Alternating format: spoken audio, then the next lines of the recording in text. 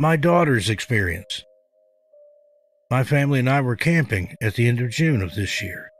It was my husband, our daughters, a son-in-law, and one grandchild. Everything was great. We had a spectacular time. About a month later, after the trip, my eldest daughter, who was in a tent by herself, told me about an experience she had while we were in the woods. She told me that she had woken during the night to a snarl-like growl, and what she could only explain as a weight on her chest, and what felt like something holding her down at the shoulders.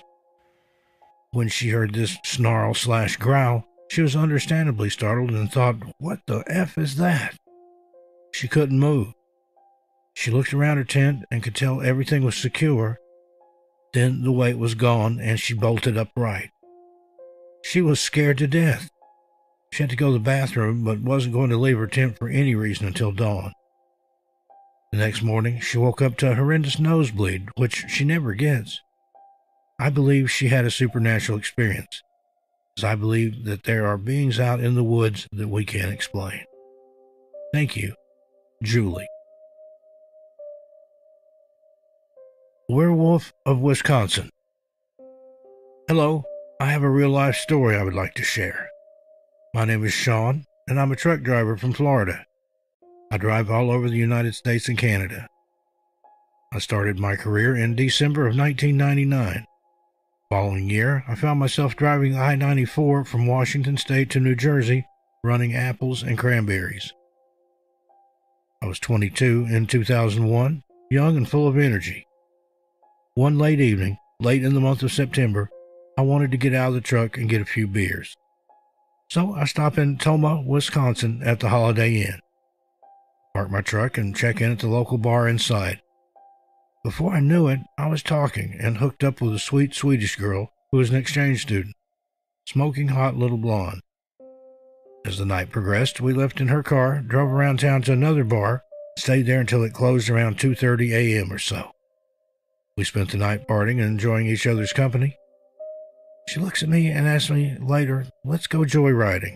I said, okay. Both of us were pretty drunk, I guess. Neither of us should have been driving at all, but we did. We headed south of town and into the pitch black of the countryside as the city's lights one by one disappeared. We made our way to a set of railroad tracks. She stops the car on the tracks. It was a yellow car, if I recall. There was just enough light to see the tree line across the fields. We climb out and sat on the hood, which coaxed me to join her in a little pleasure. The mood was definitely set between us. Peace and calm was simple during our passion. The only light was the headlights from her car, piercing the blackness of the night. It was easily past 3 a.m. at this point. She is lying on the hood, and my back is turned to my surroundings. Suddenly, we both heard a god-awful cry, like a howl from a nightmare. It was louder than any lion and a measure of equal size, piercing the inner core of us both. It literally went through me. It definitely snuck up on us. My blood instantly ran cold. I went stone sober, my heart frozen in pure and utter fright, true and pure fear. I could feel whatever it was breath on my neck. I could hear its breath as I froze in my position. She leaned up, very slowly looking over my shoulder, and I could see the reflection in her eyes of the beast. Blood-curdling scream came next as we both ran for the doors of her car. I was driving and in full reverse with her beside me on the passenger seat. We raced to an intersection, flipped the car around back to Tomah we went, with dirt and gravel flying and the rubber burning. She was begging me not to drop her off at home. She was beyond frightened to death. If our hair would have turned white, it would not have been a shock to me, as I was equally frightened with her over the whole encounter as well. We went back to my truck until daybreak and awoke in each other's arms. I will never forget that night, nor the beast that hunts the countryside. A short term later, I ran across an article called "The Beast of Bray Road." Strange stories, legends, folklore of werewolves or dogmen. I can honestly say I will not go into the countryside at night to this day. It scares the hell out of me. There's something out there, and it's no house cat. I only have a fear of God and what I survived with that deadly nightmare. I'm a strong man, God-fearing, growing up in the North Florida woods and swamps, hunting and such. It was no normal animal. but something else. Deep in my heart and soul, I believe we were lucky and survived an attack from a werewolf. I'm not a coward, and I'm not scared to say that the legend is true. Watch your back in the North Woods. Don't ever trust the dark around you. P.S.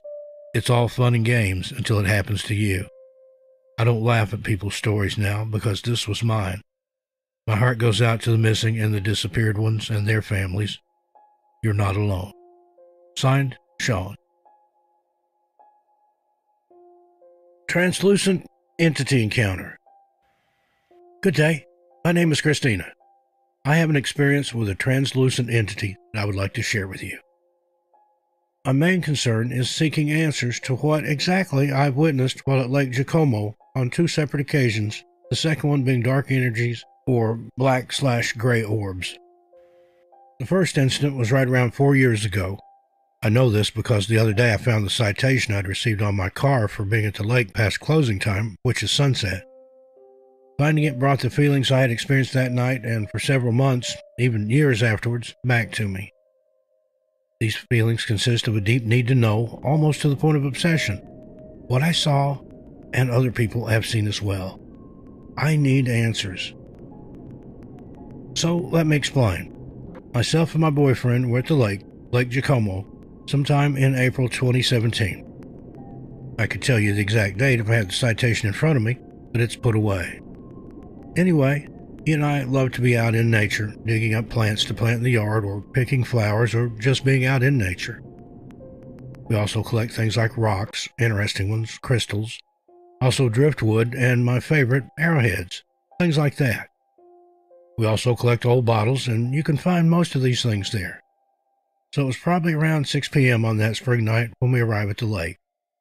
The sun doesn't set until 7:30 or 8. That's when they lock the gates, and it's posted.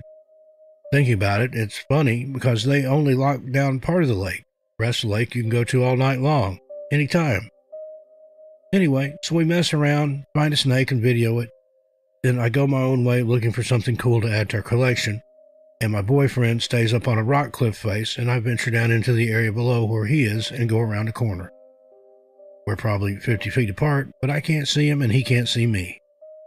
He told me that he heard a splash in the water just a good 10 minutes after I went down to where I was, which I wasn't even near the water, and he thought maybe it was me messing with him, but I know it wasn't. And he thought he felt a presence or something.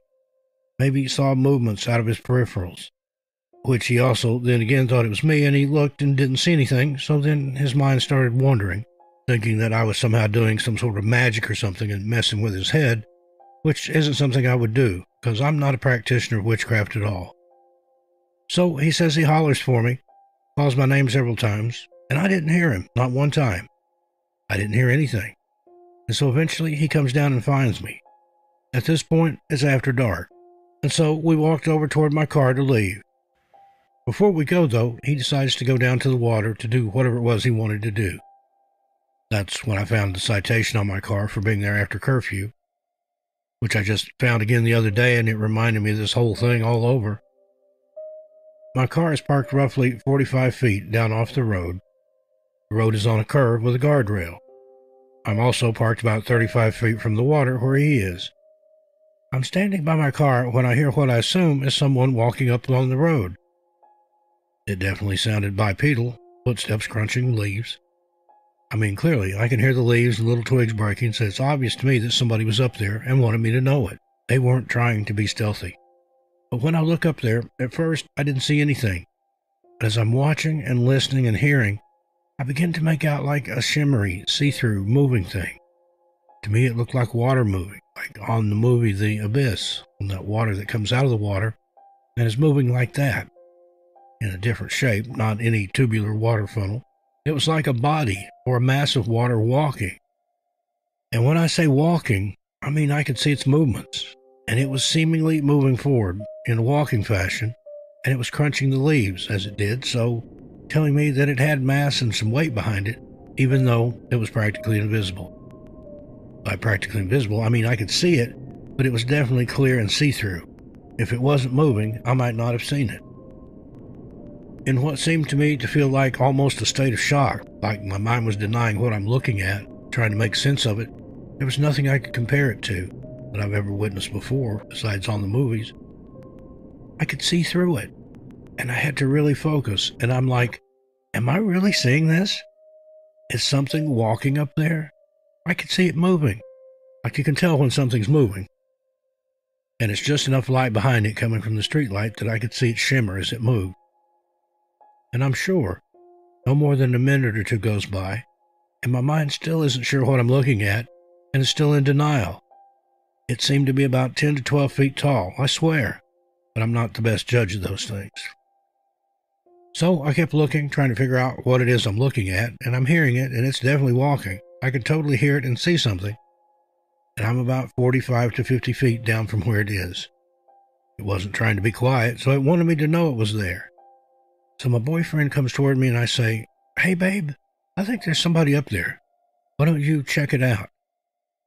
My boyfriend is bold and pretty much fearless, and I know he can handle himself, and at that time I didn't feel there was any danger, or I wouldn't have sent him up there. So he walks up there. I didn't tell him what I was thinking or what I saw either, because I wasn't sure at that point, and I didn't want him to think I was crazy, and I also needed some personal confirmation that I'm not crazy. So he goes up there and checks it out, goes back down, and I ask, "Was there somebody up there?" He's like, "There was something up there," and my stomach just drops. And I'm like, "Oh my gosh, I'm really not crazy, and you saw it too." And he's like, "Yeah, I did." I said, "What was it?" He said, "I don't know exactly." And it just stepped over the guardrail and was gone. At that point, I'm like, "Okay, let's go." We get into the car and we leave. That's when I start getting really freaked out for some reason. I don't know why, but I became overwhelmingly scared right then because I didn't know what it was, and he confirmed what I thought I saw. I really saw, and I felt like there was no denying it. I really did see it, and it scared me. There was something invisible walking and watching us, and clearly it wanted us to know it was there. So we get around to the gate that they locked because it was after dark, and we're supposed to be out of there. So he walks like a football field away from me trying to find somebody to open the gate, but there's nobody there, and I'm freaking out the whole time because he left me in the car by myself, and I'm thinking it's going to come back and get me. He eventually comes back to the car, and we just ended up driving around the big stones they placed around the gate to keep people in or out so people can't drive around it, but we found a way.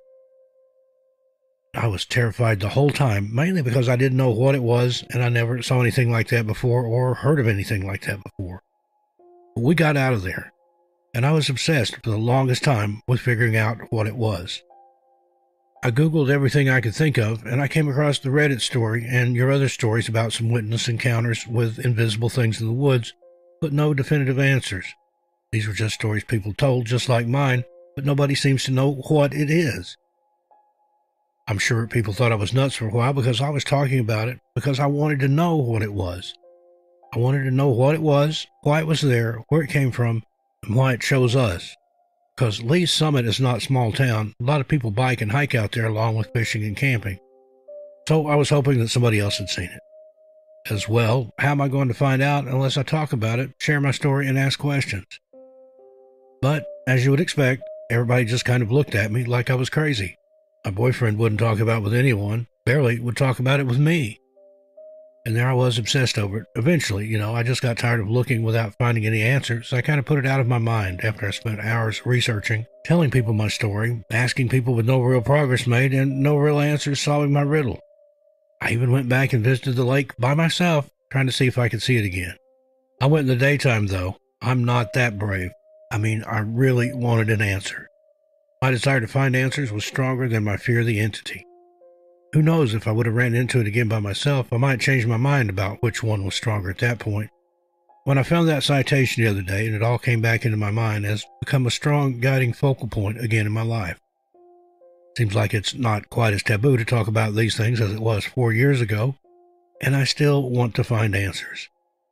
I'm hoping you or somebody will talk about it on your show or other shows and amongst the people that you communicate with, or just anyone in general you come across, and get the ball rolling on finding more evidence on what it is, who else has had these sightings.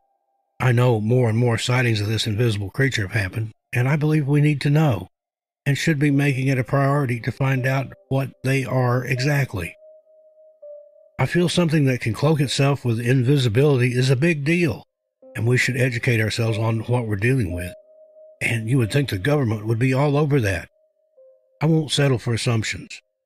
We need to know what they are, no guessing. I've heard Bigfoot and aliens, but I want to know for sure. I want to know 100% no question. Okay, so that was the first experience at Lake Jacomo. The other one was just a couple months ago when I went to the lake all by myself, because I'm a big girl. But kidding, making jokes. But I was alone, and on this day there was nobody out there. I could have screamed, and there would have been nobody near enough to hear me. The overall energy was a little unnerving. I typically always walk down a certain trail, and I go down by the water and I look for driftwood, then I go back to the trail and keep walking around, checking on my little spots for gorgeous driftwood I can't live without. That day, it just felt different. I felt uneasy, and I thought I heard somebody holler something while I was down by the water, but I didn't see anybody, and I know for a fact there were no cars parked at the trailhead when I came down just moments before. I can remember feeling like I needed to constantly be aware of my surroundings, and generally, I'm stuck in the dirt looking for arrowheads or looking for driftwood, and I'm not paying attention to my surroundings. But that day, something told me I needed to. Of course, there was also the fact that I kept seeing what I thought was a bird flying from one tree to another out of my peripheral vision. But when I looked up, there'd be nothing there, and this happened several times. But instead of leaving, I got out my phone and I started recording. It went on for about, 20 minutes. Then I turned around and went back, ignoring my gut feeling, but I made it out of there, and when I got home, I went over my video footage. And lo and behold, I caught a black orb. I know I saw it follow me around, and I caught it no less than 14 times on 3 different videos, plus a couple of other different anomalies, and I would like to know what they are and what it meant. I did look up orbs and their colors and their meanings. Black orbs usually get a bad reputation because they usually accompany something bad happening to somebody. But the role of these entities, as far as I understood it to be, is to make you uncomfortable so you leave a certain situation because there's something in the area or in front of you that's going to harm you. So really, in my eyes, they're a blessing. It's like they're watching out for you, even if they make you feel uncomfortable, it's for a good reason. On the same token, I didn't leave when I felt like I should have that day. Instead, I kept going and recording and nothing bad happened to me. So maybe they weren't even black orbs after all. Maybe just some other type of entity. I don't know, but I would like some answers. Thanks, Christina. Stick being encounter. My experience with a stick being wasn't unpleasant because it was so mischievous and made me smile. This was 30 years ago, and I collected bare winter branches from the floor of the woods to display in a white china vase in my home. After a few days, I started to find things disappearing. Then a little time later, finding the missing object in a ridiculously visible place. Example, losing my watch from beside my kitchen sink, then finding it balanced on the rim of the bath a floor above me, and after I'd had a bath when there was no sign of my watch there. Another time, I saw peripherally a small black knobby stick man about 18 inches high and twig limbs, about as thick as your little finger, an oval smooth face, sparkling eyes, thin-lipped, big grin, and really funny nub-like hair and frondy bits too, and a darkish charcoal color, peeping at me from various places. And I would hear a rather delightful tinkly laugh, and I knew it meant me no harm and was having fun with me, so I began chatting with him. Knew he was male somehow, as if he were just a pal or friend visiting me and leaving out nuts and honey in a tiny pot and bits of fruit at night, and it was always gone in the morning, even the tiny pot. I knew, after a time, that he wasn't there by chance, so I thought back to see when he may have arrived. It didn't take long to realize it was the sticks I'd taken. He'd come with them. So I took them from the vase and announced I was sorry I'd taken the twigs without permission and was taking them back where I'd found them, but that I'd enjoyed his company and pleased he had liked my food gifts, and he was welcome to return any time. I returned the sticks and twigs and said sorry for just taking them and left, but learned a valuable lesson. Never to take things from nature, but always ask permission first. It's so important because nature spirits can cause you misfortune, even illness, if you disrespect them. I always ask, even when berry picking, and if I feel a negative atmosphere, I go somewhere else. I used to call my visitor Twig Man, And yes, he occasionally returned, and I gave him food gifts. And sometimes he left me seeds, which I planted. This is true, and it never struck me as being odd or thinking I was delusional. I'm very stoic and level-headed, but I'm not blinkered. Please respect nature, and it will respect you, and often give you things money can't buy. Good things for your well-being. Thanks. Signed, Anonymous. Shadow Entity Encounter. This happened to me in 2016. I moved from New Mexico to Washington State. Well, I used to go walking with family members every morning after taking their children to school near Battleground, Washington, in Battleground Lake State Park. On this particular day, she had errands to run, so I found myself going alone. I parked my car, get out, stretch, get ready for my 3-mile daily walk. So I started off walking. Got about 5 minutes into the park, and everything felt quite eerily quiet at that moment, and nothing looked familiar. I got this weird feeling I was no longer alone, and I could feel someone or something watching me as I panicked and started walking faster. I could hear twigs breaking around me in every direction. So I started walking even faster. Suddenly, I was in a full-on running sprint. I broke from the tree line and ended up really far from my car, like 15 minutes away, when I know I had barely walked a few minutes. I could still hear hurried footsteps behind me, though, and all of a sudden I felt hands behind my back, and I was shoved so hard to the ground. Whatever had done it with such hatred and anger that when I fell, I actually heard my bones break underneath me. I'd shattered my elbow and broke my wrist, and that's not even the worst part. It had done it in front of an oncoming vehicle. Well, thank God the person driving had seen me before I was pushed in front of his car, but he did say he saw what looked like a humanoid, shadowy figure literally push me in front of his car. The damn thing literally tried to kill me. And I tell you one, I never went for a walk in those woods again. Signed, Anonymous. The Ghosts in the Barn. When I was a kid in Ohio, my friends had a building behind their house. The big part of the building was locked up, and the one end they used as a garage. I was snooping around and found a secret passage into the other side of the building that was locked up.